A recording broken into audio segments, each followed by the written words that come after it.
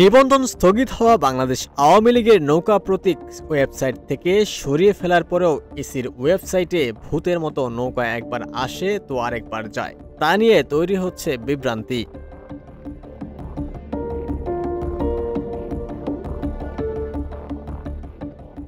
বৃহস্পতিবার সকাল 10:30টায় ইসির ওয়েবসাইটে ঢুকলে দেখা যায় নিবন্ধিত দলগুলোর তালিকায় আওয়ামী লীগের নামের পাশে নৌকা প্রতীক।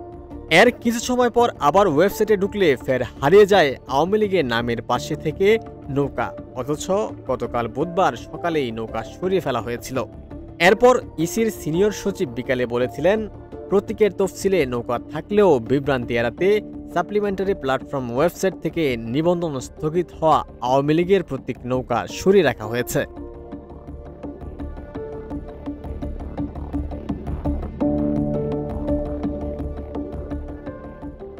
এরপর ওই দিন সন্ধ্যা 6টায় আবার ওয়েবসাইটে নৌকা ফিরে আসে, কিন্তু পরক্ষণেই তা আবার চলে যায়।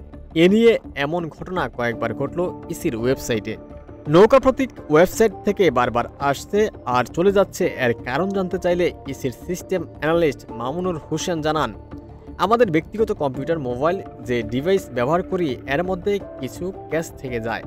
যখন ইন্টারনেট সংযোগ দুর্বল হয় তখন সার্ভারে কানেক্ট না করে ক্যাশ থেকে নিয়ে নেয়, এর কারণেও হতে পারে।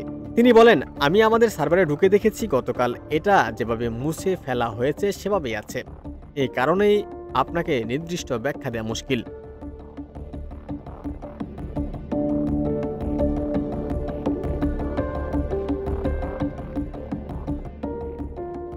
গতকাল বুধবার এক সংবাদ সম্মেলনে ইসির সিনিয়র সচিব আক্তার আহমেদ বলেছিলেন, প্রতীকের তফসিলে নৌকা থাকলেও বিভ্রান্তি এড়াতে সাপ্লিমেন্টারি প্ল্যাটফর্ম ওয়েবসাইট থেকে নিবন্ধন স্থগিত হওয়া আওয়ামী লীগের প্রতীক নৌকা সরিয়ে রাখা হয়েছে।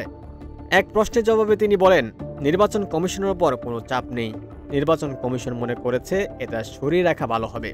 প্রতীকের তফসিলে নৌকা প্রতীক থাকবে, এটা আর কেউ ব্যবহার করতে পারবে না।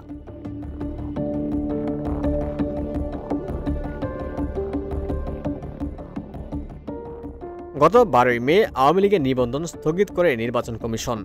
গত বুধবার সকালে আওয়ামী লীগের নিবন্ধন পাওয়ার তারিখ, প্রতীক ও প্রতীকের নাম ইসির ওয়েবসাইট থেকে মুছে ফেলা হয়। ওমর ফারুক, ঢাকা প্রকাশ।